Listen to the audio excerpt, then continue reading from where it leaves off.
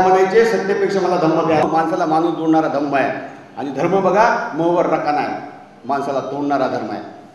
आम्ही अंधाराकडून प्रकाशाकडे चाललोय, आम्ही अन्यायाकडून न्यायाकडे चाललोय, आम्ही विषमतेकडून समतेकडे चाललोय, आम्ही हुकुमशाहीकडून लोकशाहीकडे चाललोय, आम्ही नित्यवादाकडून अनित्यवादाकडे चाललोय.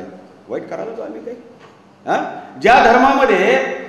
ज्या धर्मामध्ये म्हणजे विचाराचं पाऊल म्हणजे धम्मामध्ये काय आहे की माणूस जो चलतो तो जमिनीवरून चलतो आणि त्याला विचाराचे पाऊल पद्धतीचा आम्हाला त्या ठिकाणी हिंदू धर्मामध्ये गुलाम केलेलं आहे. हे आमचं कन्वर्शन हे भौतिक सुखासाठी नाही आहे, हे सांस्कृतिक चेंज करण्यासाठी आहे, मानसिक सुखासाठी आहे. बघा 56 ते 93 पर्यंत तुम्हाला एसीच्या सवलती मिळत नव्हत्या, त्या मातंग चर्मकार आणि ढोरांना मिळत होत्या. पुन्हा करा चर्मकार मातंग ढोर इक्वालंट बुद्ध कोण गेले हो पुढं.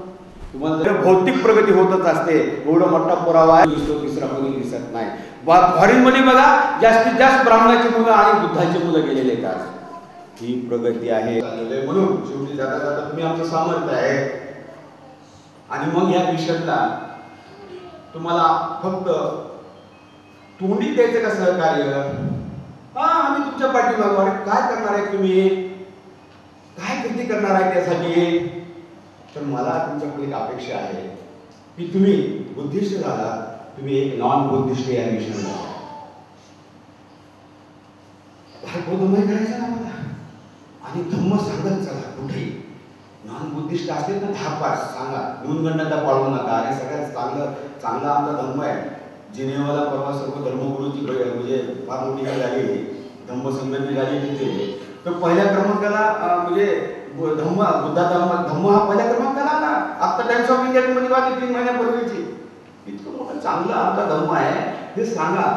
आणि हे सांगून एक नॉन बुद्धिस्ट या मिशनला द्या. एक नॉन बुद्धिस्ट जर तुम्ही मिशनला दिले तर तुम्हालाही वाटेल की भारत कौटुंबी करण्यामध्ये मला सुद्धा एक वाटा आहे. हे मानसिक समाधान तुम्हालाही वाटेल एवढीच अपेक्षा इथं व्यक्त करतो. पुन्हा या बाबासाहेबांनी स्थापन केलेल्या या संस्थेमध्ये मला इथं बोलण्याची संधी मिळाली. माझ्या जीवनाचा आज सार्थक झाला असं समजतो आणि इथंच थांबतो. प्रबोध महाराजांनी